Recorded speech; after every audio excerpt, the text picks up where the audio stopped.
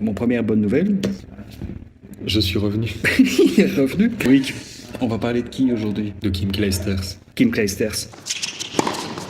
Jeu, 7 match. Tu m'as dit tout à l'heure, Loïc, que Kim Clijsters, elle faisait le grand écart. Oui, c'est ce que j'ai dit. Elle est connue pour ça. Mais elle fait le grand écart tout le temps? Imagine.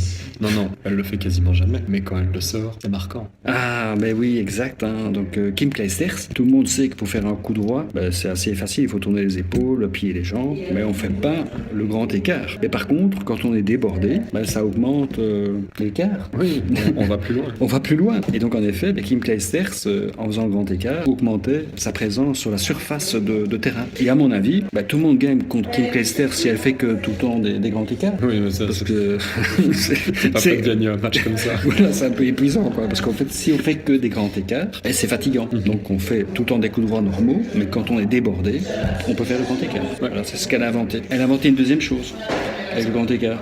Ça, je sais pas du tout. Ah les joueurs avaient déjà inventé ce coup-là, mais sa grande force, c'est qu'elle était capable en fait de remonter assez vite et de faire un deuxième, voire un troisième grand écart après. Donc au général, les gens le faisaient en bout de course et puis ils s'arrêtaient là et regardaient si l'autre pouvait mettre la balle. Et donc elle revenait au centre, de nouveau présente. Et alors là, ça donnait une puissance, parce qu'en fait, si elle gagnait le point en plus, l'adversaire était complètement détruit sur le point de morale, parce qu'on disait, cette nana est partout, quoi. C'est un mur. C'est un mur, quoi. Bon, comment est-ce qu'on va parler des commerciaux avec ça? Ah, ça, c'est toi qui sais. C'est moi qui sais. Bon, merci Loïc. Mais moi, je dirais que si vous prouvez souvent avec vos concurrents, vous êtes tout le temps présent, etc., à un moment donné, ça va être dur, quoi.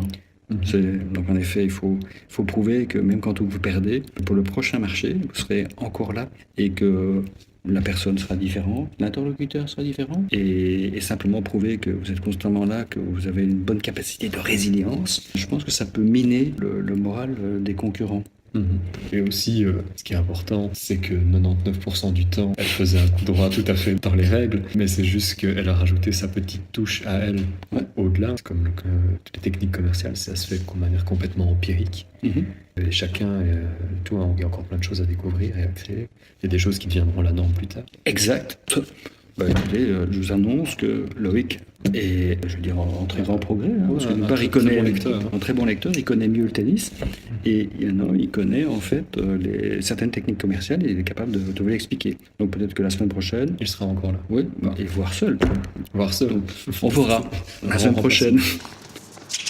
You can't be serious, man. You cannot be serious!